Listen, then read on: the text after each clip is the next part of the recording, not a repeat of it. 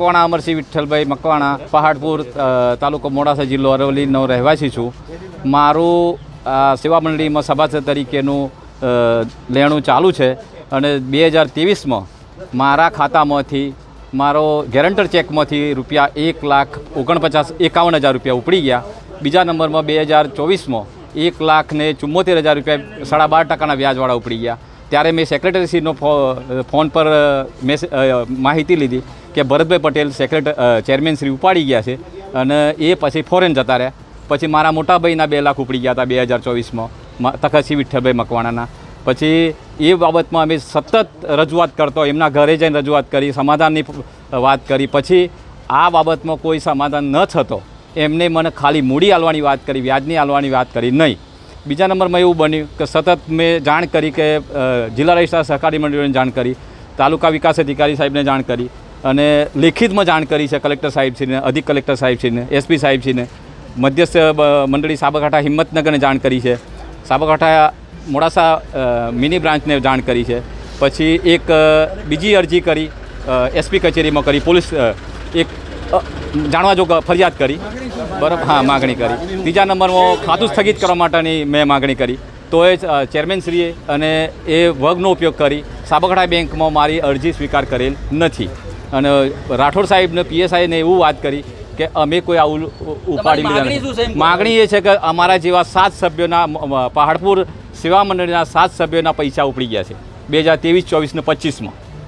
એમાં ટોટલ લગભગ 20 લાખ જેવું ઉઠમણું થયું છે. બીજા નંબરમાં બીજા આપણે સિદ્ધપુર ગામના છે, એમાં બાબુભાઈ માનાભાઈ ચૌહાણ, ભવનસિંહ સરદારસિંહ ચૌહાણના 2 સભ્યોના મારી જાણમાં આવ્યું છે કે આ 2 વ્યક્તિઓના, અને બધા ખેડૂતો ક્ષત્રિય સમાજના છે, ગરીબ છે. આ લોકોને આપખુદશાહી વર્તન કરી ચેરમેનશ્રીએ ખાનગી રીતે આ રીતે પૈસા ઉપાડી લીધા છે અને પરત આપવાની કોઈ જોગવાઈ કરેલ નથી. હા, હાલ એ ચેરમેન પાસે ચેરમેન સભ્યોની બોડીની આ બધી એક ના, ચેરમેન તો 3 દિવસથી ભાગી જાય છે. રજૂઆત કરવા માટે ઘરે જતા હોય પહેલાં તો ઘર છોડીને જતા રહે છે. પથુભાઈ, હું સેવા મંડળીનો સભાસદ છું, પહાડપુર ગામનો. આ અગાઉ પણ 2022માં 80 લાખનું ખાતર બારોબાર લોકોને પધરાવી દીધેલું. અને જ્યારે મેં અરજી કરી ખેતી નિયામકશ્રીને ત્યારે તપાસ કરી અને એમને આવીને ટોટલી સ્ટોક પત્રક ને મશીન બધું લઈ ગયા. ત્યારે બહાર પડ્યું અને સાબરકાંઠા બેંકના ઓડિટર પણ અહીં હાજર હતા.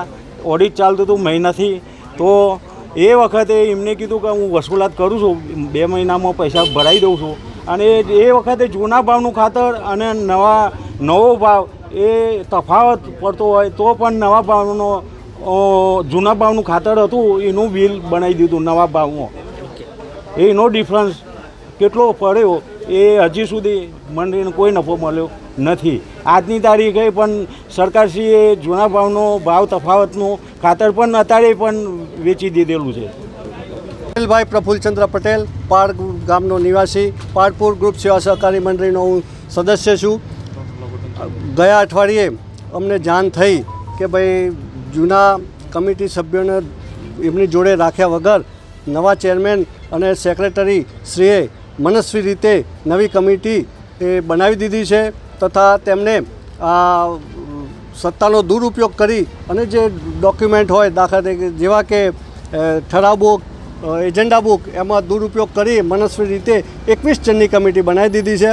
બરાબર છે. અને એ બધું અમને ધ્યાન થતાં અમે આ જે નિવેદન છે હું ગામ વતી, ગામના સભાસદો વતી હું નિવેદન આપું છું કે અમને બિલકુલ લોકશાહીનું હનન કર્યું છે, સહકારી કાયદાનો દુરુપયોગ કર્યો છે અને આ કમિટી કાયદેસર રીતે દૂર થાય એવી હું આપણા માધ્યમથી જિલ્લા રજિસ્ટ્રાર સાહેબ, કલેક્ટર શ્રી અને એસપી સાહેબને હું નિવેદન આપું છું કે ભાઈ આ જે ખોટું કામ કરે છે એ કાયદેસર દૂર થાય અને આ ખોટા કામ કરતાઓને કાયદેસરની સજા થાય એવું અમારું નમ્ર નિવેદન છે.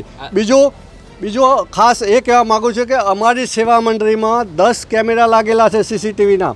જો એમણે સાચું કર્યું હોય તો હું ખાસ વિનંતી કરું છું આ સભાસદો વતી કે સીસીટીવી કેમેરાનું, એના ડીવીઆરનું કાયદેસર ચેકિંગ થાય અને એનો ન્યાય અમને બધાને મળે એવી અમારી નમ્ર વિનંતી છે. તમે જે ખોટું કામ કર્યું છે એમ કહો છો તો કયું ખોટું કામ? ખોટું કામમાં એમને ગેરરીતિ કરી અને પોતાની મનસ્વી રીતે આખી મંડળી જે મંડળીને ધ્યાન દોર્યા વગર, જાહેરનામું બહાર પાડ્યા વગર અને નવી કમિટીની રચના કરી દીધી છે. નવી કમિટી રચવાનું કારણ શું? નવી કમિટી રચવાનું કારણ કે એમના મરતિયાઓને અંદર લઈ અને એમના જે જૂના કૌભાંડો હોય એ છુપાવવાની વાત છે.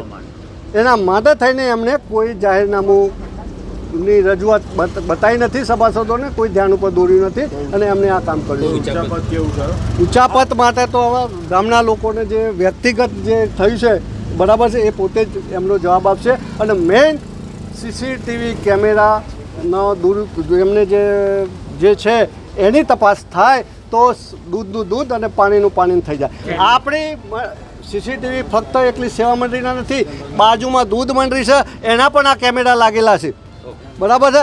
એની પણ તપાસ થાય તો બધું જ દૂધનું દૂધ અને પાણી એમને જે બધું ખોટું કર્યું છે એ બહાર આવી જાય એવું છે. અને ગામના સભાસદોને 100% ન્યાય મળે એવો છે. અને આ આજનું નથી, આવું ભૂતકાળમાં પણ એમને દૂધ મંડળી સાથે પણ કરેલું હતું. એ વખતે લોકોએ વિરોધ કર્યો નથી, પણ એનો લાભ લઈને આ ફરીથી આ ધંધો કર્યો છે.